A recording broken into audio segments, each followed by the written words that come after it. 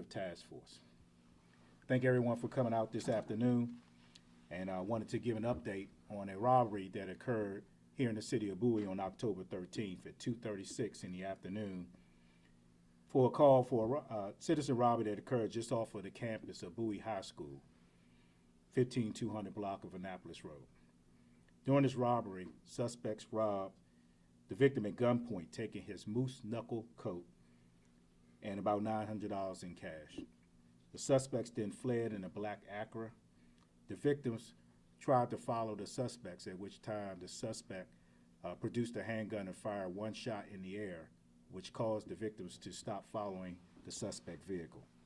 Immediately, our investigators from our criminal investigation section worked to identify those responsible for this brazen robbery. On October 14th, the Acura that was used by the suspects was recovered in the 200 block of Harry S. Truman Drive in Upper Marlboro, Maryland. The vehicle had been reported stolen on October 13th from an address in Glendale, Maryland. Detective Francis Stevens was the lead investigator assigned to this case. Investigative efforts led to the development of two suspects in this case.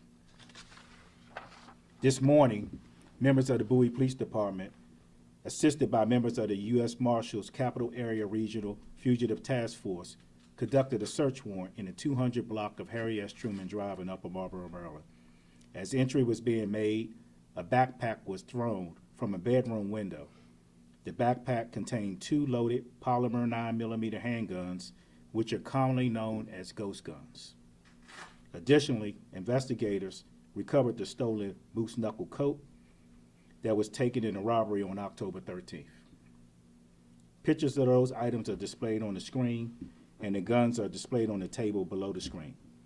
As a result of the execution of the search warrant, 18-year-old Kobe Allen was taken into custody, and a second suspect, who is a 17-year-old juvenile, was also arrested today at a different location. Both were charged with first-degree assault, armed robbery, use of a firearm in violent crime, theft, and second-degree assault. The juvenile was charged as an adult. I commend the efforts of my investigators in the partnership with the U.S. Marshals Capital Area Regional Fugitive Task Force. I want our residents to know that we will not tolerate crime that has been inflicted on our residents, and we will do all we can to ensure that these suspects are held accountable for their actions. I'll now take a couple of questions. Just what do you make, this is around like school dismissal, 2:30 in the afternoon, very young, a couple of young men. Just what do you make of, as you put it, brazen crime like that near school? So, our children obviously are, precious to all of us. And so any crime that occurs around any school is something that just simply won't be tolerated and shouldn't be tolerated. So we take this crime very seriously, and you can see by the efforts, by this occurring almost a month ago, one day shy of that, we have worked this case, tirelessly, and now we have been able to make these arrests. So hopefully we'll bring some peace, to this community and send a message to those that will commit those kind of crimes here in the city of Bowie that this will not be tolerated. And unfortunately, expensive jackets like that, we've seen a pattern of those being targeted in robberies. Is there a message you'd like to maybe let parents know, or people that wear these jackets know? Sure. And I'm not going to sit here and tell a parent what they should or should not buy for their children. As everyone should have a right to enjoy having nice things. But we did highlight the fact that unfortunately these expensive items, coats and shoes and things of that sort, have often made children the target of suspects that want those items. So we encourage parents to consider that when whether or not to let their children wear those things to school.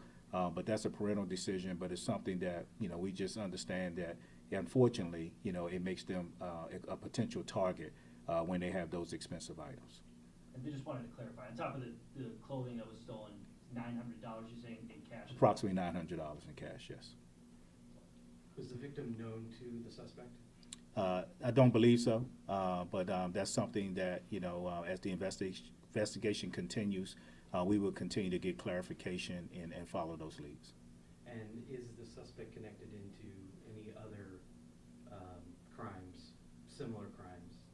None to my knowledge, but we're working with our allied agencies throughout the region in Prince George's County to share information to determine if these suspects may be connected to any additional crimes.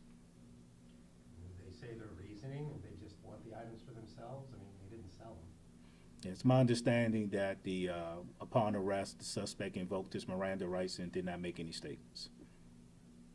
And just another tiny clarification, the arrests took place yesterday morning or this morning? This morning. This morning, thanks. Yes. Guess what kind of punishment are they looking at? Well, you know, these are serious crimes. These are felony charges. So, you know, as we work with our state's attorney's office to present, you know, a case through the criminal justice system, these are serious crimes which would, you know, could, you know, result in multiple years of incarceration. But we're, you know, we have some time to go before we get to that point. But we will work, you know, with state's attorney's office to make sure that we present the best possible case, you know, for prosecution. And how difficult was it to charge the other suspect as an adult? How does that play out? Well, that's the process. It wasn't difficult at all. He's identified as a suspect committed in a robbery. And so we will work with the court system and state's attorney's office. He'll have a waiver hearing to determine if he remains charged as an adult. But as you know, we'll provide updates as that process continues. What is your message as chief to anybody who would try and commit the same crime? Yeah, so, you know, as I said before, you know, this is not, you know, a city where we're going to tolerate any kind of crime, especially not violent crime inflicted upon our residents. We work hard day in and day out to protect the residents here in the city of Bowie. And if you do decide to come here and attempt to commit crime, we're going to do everything we can to pursue you, to identify you and ensure that you're held accountable.